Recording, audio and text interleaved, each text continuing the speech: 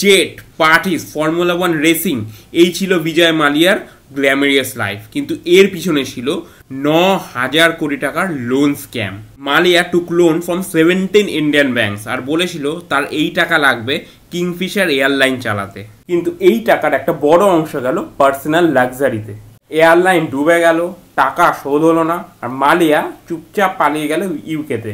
Bank lawsuit file করেছিল, কিন্তু সে বলল আমি পলিটিক্যাল ভিকটিম। ইউকেতে এখনও এক্সট্রাডিশন ফাইট দিচ্ছে, ইন্ডিয়া এখনও টাকাগুলো ফেরত পায়নি। একজন ইন্ডিয়ার বিজনেসম্যান কিভাবে ইন্ডিয়ার ব্যাংক সিস্টেমকে হ্যাক করলো, এটা ছিল স্টোরি। এই লোকটার নাম হর্ষদ মেহতা, একজন স্টক ব্রোকার, যিনি ইন্ডিয়ার পুরো স্টক মার্কেট কাঁপিয়ে দিয়েছিলেন। 1992 সালে হর্ষদ মেহতা ব্যাংক থেকে ফেক ব্যাংক রিসিপ্ট তৈরি করে 4,000 কোটি টাকার স্ক্যাম করেন। এই টাকা দিয়ে তিনি নিজের শেয়ার কেনার জন্য মার্কেট ম্যানিপুলেট করতেন। লোকজন ভাবতো ওর টাচ মানেই প্রফিট, মিডিয়া তাকে ডাকতো বিগ বুল অফ দালাল স্ট্রিট। কিন্তু আসল রহস্য ফাঁস হয় জার্নালিস্ট সুচিতা দালালের রিপোর্টে। তারপর পুরো সিস্টেম ভেঙে পড়ে, আরবিআই, স্টক মার্কেট, ব্যাংক সবাই নড়ে বসে। এই স্ক্যাম ভারতের ফিনান্সিয়াল হিস্ট্রির কোর্স পুরো বদলে দেয়। এই লোকটা শুধু ধর্মগুরু ছিল না, রাম রহিম ছিল একটা বিশাল স্ক্যাম এম্পায়ারের মালিক। তার হাজার হাজার ফলোয়ার্সরা ভাবতো হি ইজ গড, কিন্তু তার ডেরাস ওয়াচার সৌদা আশ্রমে চলতো অন্য গল্প। Money laundering, illegal land deal, sexual abuse. Ram Rahim প্রায় 3,800 কোটি টাকা ব্ল্যাক থেকে হোয়াইট করেছিল মানুষের বিশ্বাসকে ব্যবহার করে। তার নামে আছে 4টে মার্ডার কেস আর 2টো রেপ কনভিকশন। তাও ফলোয়ার্সরা তাকে চোখ বন্ধ করে বিশ্বাস করত।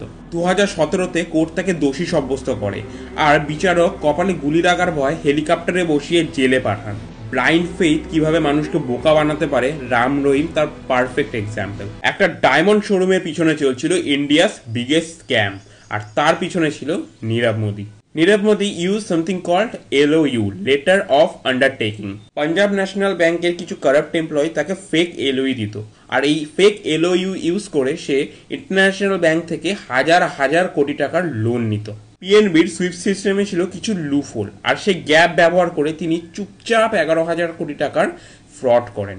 2018 সালে এই স্ক্যাম ধরা পড়ে, আর তারপরই নীরব মোদি ইন্ডিয়া থেকে পালিয়ে যায়। কিন্তু এখন তিনি ইউকের এক জেলে আছেন এবং ইন্ডিয়া তার অপেক্ষায় আছে। লাক্সারি, গ্ল্যামার আর ডায়মন্ডের চকচকে দুনিয়ার পিছনে ছিল এই ভয়ঙ্কর জালিয়াতি। আপনার কম্পিউটার হ্যাক হয়ে গেছে।